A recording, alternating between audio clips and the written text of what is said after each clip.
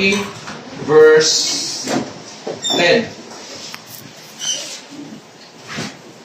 Dila po? Amen. Sundan nyo na lang po at babasahin ko na lang.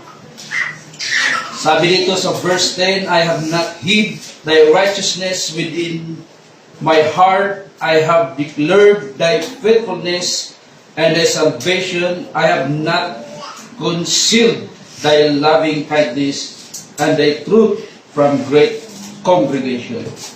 Tayo po ay manalangin at humiling tayo ng karunungan sa Panginoon. Panginoon, salamat po sa oras na ito, Lord. Salamat sa patuloy mong kabutihan sa amin, Panginoon. Patuloy na katapatan mo sa aming buhay. Hindi po kayo nagsasawa, Panginoon, sa pagmamahal mo sa amin, Panginoon. Higit sa lahat, salamat sa salvation, sa kaligtasan, sa aming kaluluwa, Panginoon, na dati ay kami ay nasa kasalanan. Ito ay dahilan, Panginoon, kung bakit kami makapahamak. At salamat, Panginoon, sa inyong paraan, na tamang paraan, Panginoon, na may umako na ng aming kasalanan. At ito, Panginoon, ay ang Panginoong Jesucristo.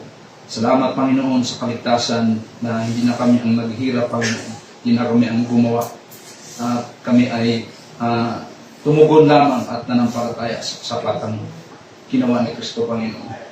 At sa oras na ito, Panginoon, ikamitin nyo lamang ang good, Panginoon, bayan ng salita, at patuloy kayo pa rin, Panginoon, ang mayahayag sa hapon ito, at hindi po ako, Panginoon.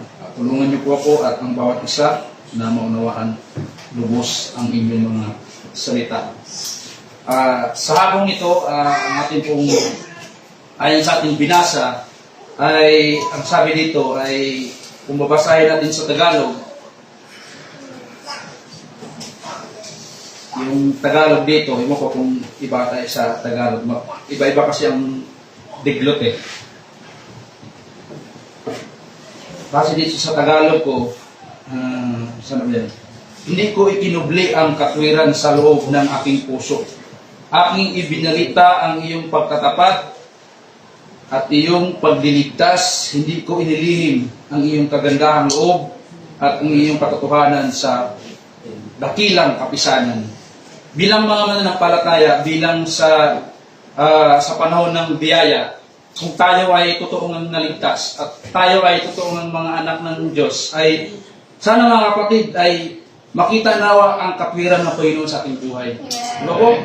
Kaya yan ang sabi dito na hindi, sabi dito sa sulat na ito, na I have not hid thy righteousness. Diba? Kung tayo mga Kristiyano, dapat lang na makita sa ating buhay yung katwiran ng Panginoon. Amen. Diba? Hindi lamang nakatago lang. Diba? Sabi nga dito ay hindi ko ikinubli. Diba?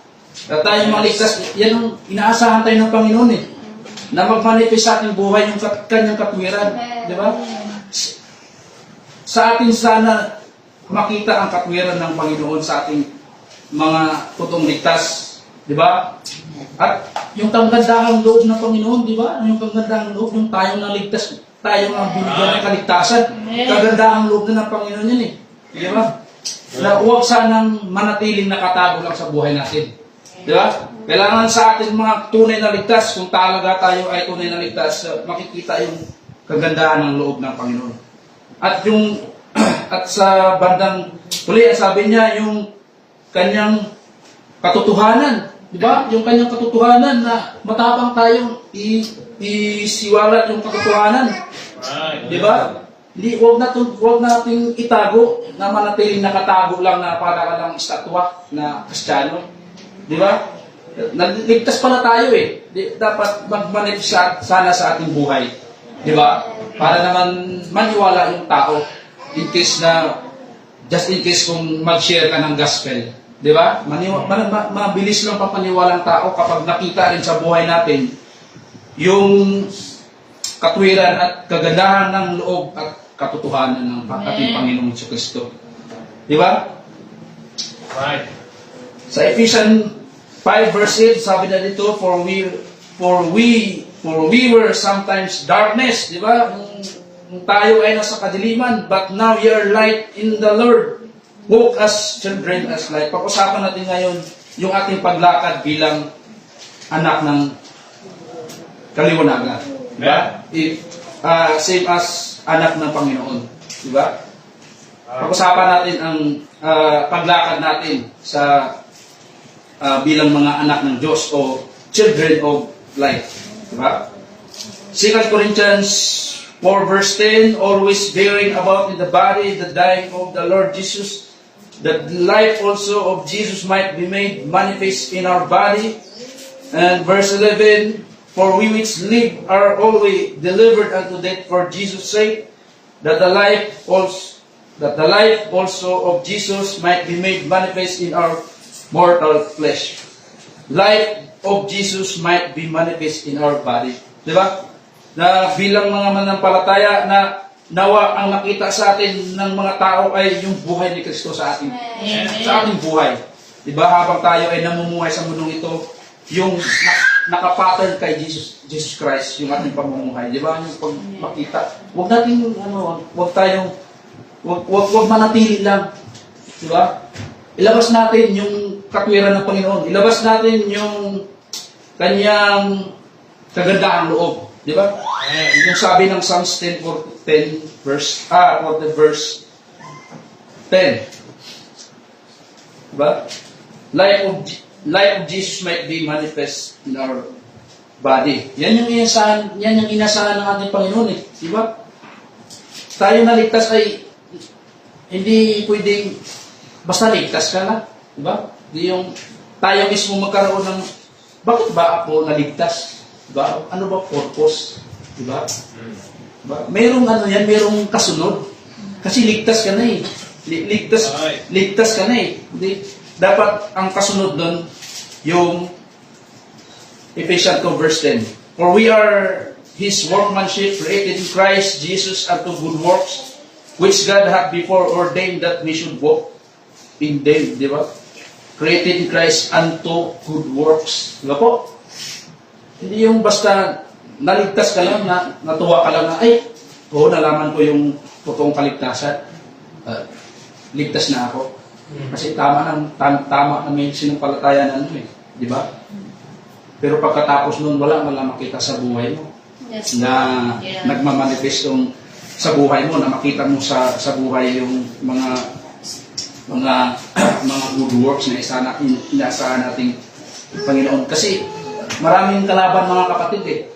Di ba? Dito sa mundo natin, marami talagang kalaban. Di ba?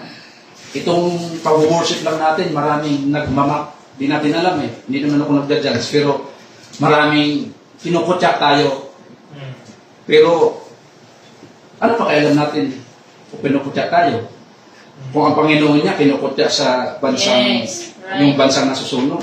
Diyos yun ha? Yes. Tayo pa kaya? Di ba? Mas lalo tayong gaganahan habang kinukutya tayo. Maraming pinatawanan tayo, lalo na pag street preaching tayo. Diba? Ganun talaga ang mundo eh. Ayaw nila ng salita ng Panginoon. Yeah. Kaya maraming kalaban, marami talagang balakid. Pero ito yung realidad ng bilang isang Kristiyano, yung paglakad natin. Diba? Mismong sarili nga natin, kalaban natin eh. Yeah. Diba? Mismo yung mundo, yung mahal natin sa buhay, kalaban din natin yan sa paglilingkod. Di ba? Minsan yung iba, ayaw na sa atin, yung kasi, nag-iiba tayo ng religion. Di ba? Yung kasi yung dyan eh, mangyayari.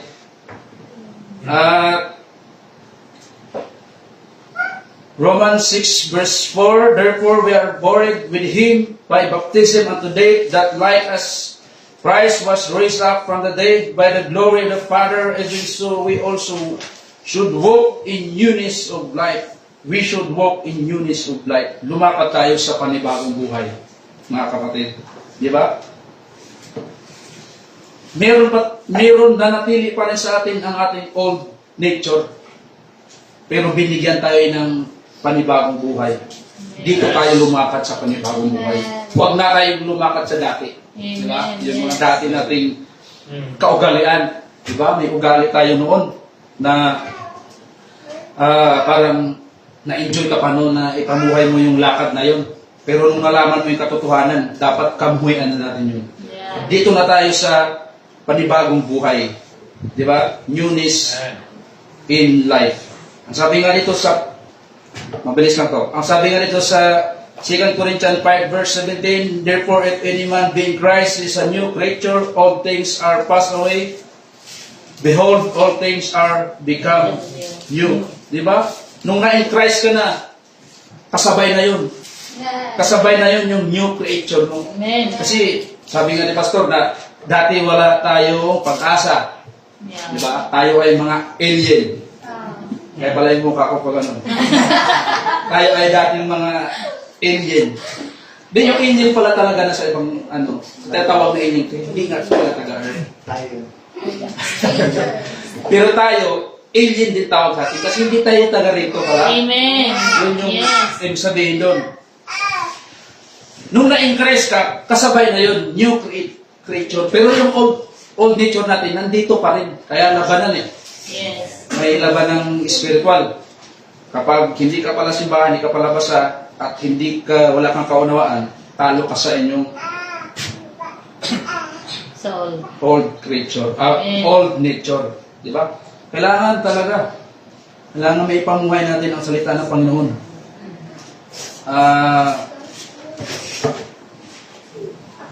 Galatians 5 verse 16, this I say then, walk in the Spirit and ye shall not fulfill the lust of the flesh. Di ba? Lumakad tayo sa Espiritu.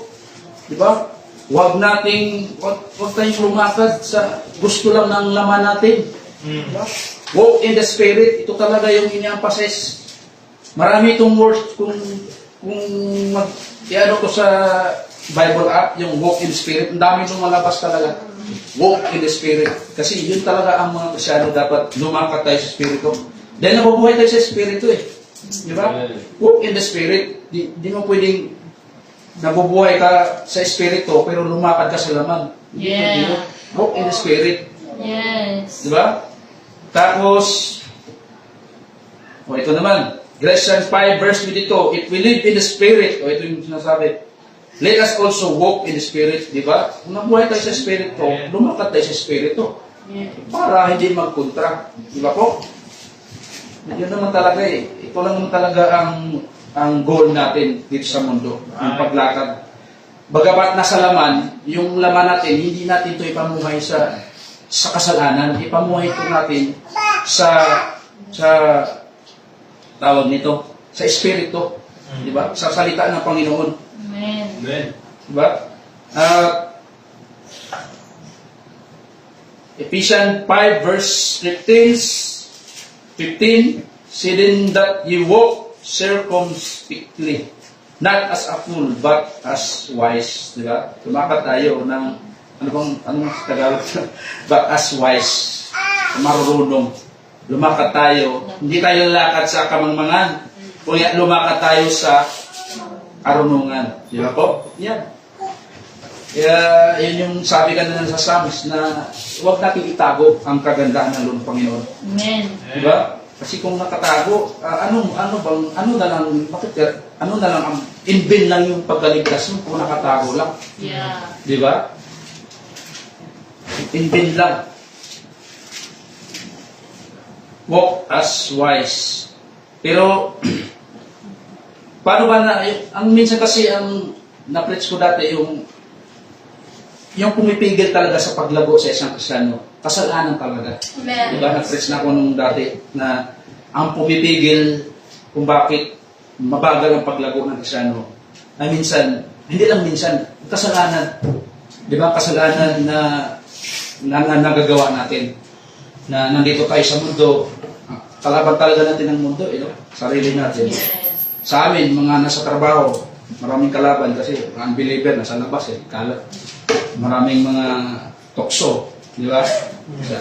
Talagang prone sa labas, pag mga Kristiyano, pag nagtatrabaho sa labas, kasi unbeliever napakadami. Tapos, kung isa siyang dahilan ng pag-walk natin bilang isang Kristiyano, meron, ang sabi sa Biblia, merong ilan na ano ko lang to sa Biblia na paraan na para maiwasan natin ang mga paglakad natin sa kamangmangan o sa kasalanan. Di ba? Yung meron kang takot at meron kang pangunawa sa Biblia. Fear and understanding. Di ba? Serve the Lord with fear and rejoice with trembling. Diba? Yung pagkatakot talaga sa Panginoon, napakahalaga sa isang Kristiyano. Yeah. Diba? Kasi matuto siyang umiwas sa kasalanan. Amen. Diba? Sa Job 20 verse 28, and unto man he said, behold, the fear of the Lord. Diba? The fear of the Lord, that is wisdom. Kung meron kang takot, yan ay wisdom. Amen. Diba? Right. Yan ay wisdom. Kung meron kang wisdom, siyempre, meron kang understanding. And Yes. kung meron kang understanding, ang sabi dito, and to depart from evil is understanding. Di ba? Wisdom. Kung merong wisdom isang Kristiyano, ang sabi dito, and to depart from evil is wisdom. Kung mayroon kang and to depart from evil pala is understanding. Kung mayroon kang understanding, ang isang Kristiyano ay marunong sa umiwas sa kasamaan. Di ba? Sa mga kasamaan. Yan ang sabi ng Bible eh. Di ba? Wisdom. Proverbs 8 verse 13, the fear of the Lord is to hate evil pride. Tandaan niyo po, the fear of the Lord, ba? Kung meron kang takot, is to hate evil. Namumuhay siya sa kasamaan. Hindi lang yan, pride. Di ba? Pride, ito talaga ang isa rin sa balakid ng isang Kristiyano eh. Yung middle word of partition. Ito yung isang harang din sa isang Kristiyano paglagot, yung kanyang pride. Kahit sa mga Kristiyano, kahit ako may pride ako. Diba? Aminin natin yun. Ito talaga may yung pride. Ang hirap to alisin. Mga kapatid. And arrogancy. Yung mga arrogante. Tama ba ito sis? Arrogancy. Yung mga arrogante. Alam mo yung mga nahuhuli sa mga driver. Ipis na magpakumbaba, mag-arrogante pa. Tama ba yun? Yeah. Diba? Hindi mo hinuli mo ako, wala naman ako hindi mali. Diba? Eh, lalo kang tutuluyan tuloy. Lalaki pa yung violation mo.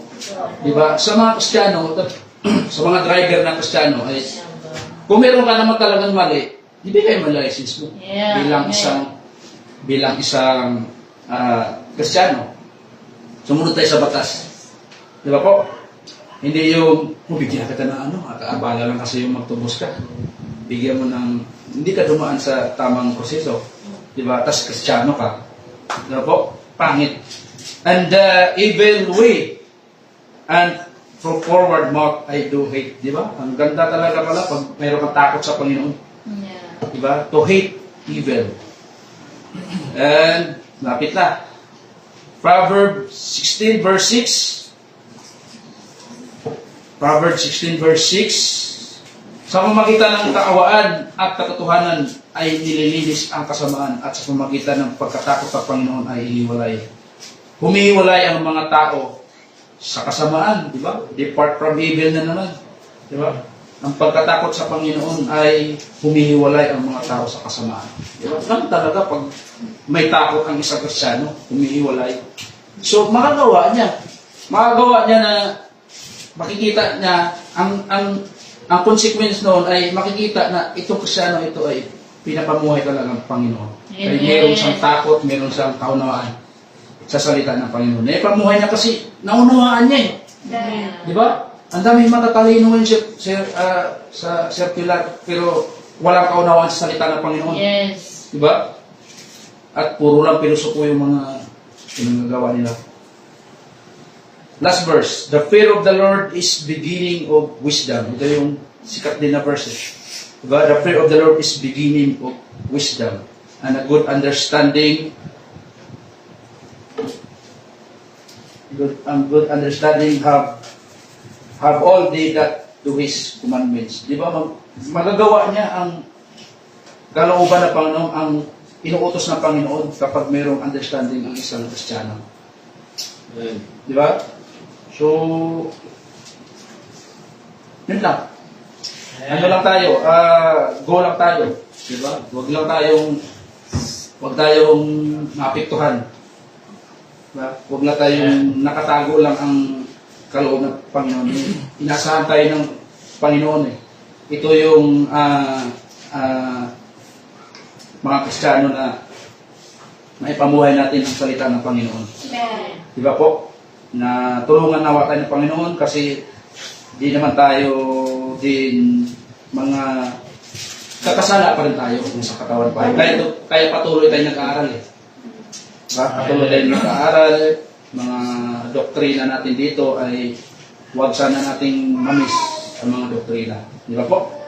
Yun na po at salamat at tayo ay manalangin. Panginoon, salamat po sa oras na ito, Lord. Salamat sa inyong mga salita. Patuloy naming pag-aaralan, Panginoon, na ayon sa aming pag-aaralan na ay bilang isang Kristiyano, Panginoon, yung paglakad namin, yung aming pamumuhay, Panginoon, nawa ay makita, Panginoon, yung doktrina, Panginoon, ay naayon sa aming pamumuhay. Hindi salungat, Panginoon. Kami ay may tamang doktrina. Naniwala kami, Panginoon, na sapat na po talaga ang ginawa ni Kristo. Hindi na kami naghanap ng iba pang paraan, Panginoon. Dahil alam namin, natuklasan namin na yun ay kalooban ng aming Diyos Ama na ang paraan ng aming Panginoon Hesus Kristo. Kaya ang amin na lang, Panginoon, yung aming pamumuhay na mag-align, Panginoon, doon sa doktrina na aming tinatayuan, Panginoon. Na magliwanag at makita, Panginoon, na kaming mga Kristiyano, mga totoong ligtas ay makitaan kami ng pamumuhay din na kaaya-aya, Panginoon, at pamumuhay na naayon sa inyong kalooban. At di namin magagawa, Panginoon, kung wala po kayo. Tulungan mo kami na malabanan namin ang mga yung mga tukso, Panginoon, yung mga harang o yung mga kalaban, Panginoon, mismo aming sarili, Panginoon. Kaya tulungan mo kami na tumibay ang bawat isa sa amin, Panginoon. At salamat, Panginoon, sa mga biyaya na aming natanggap, Panginoon, hindi lang sa salvation, kundi dito sa aming local church, Panginoon, ang aming church building. Salamat, Panginoon, na binigyan mo kami ng mga tao, Panginoon, may mga talento dito sa aming church, Panginoon, na napakalaking bagay, Panginoon, na napadali. At salamat sa bawat isa din na nanalangin na matapos, Panginoon, ang aming church na ito, Panginoon. At ginagawa namin ito para sa inyong ikaluhati, Panginoon. Salamat sa oras nito. In Jesus' name I pray. Amen. Amen.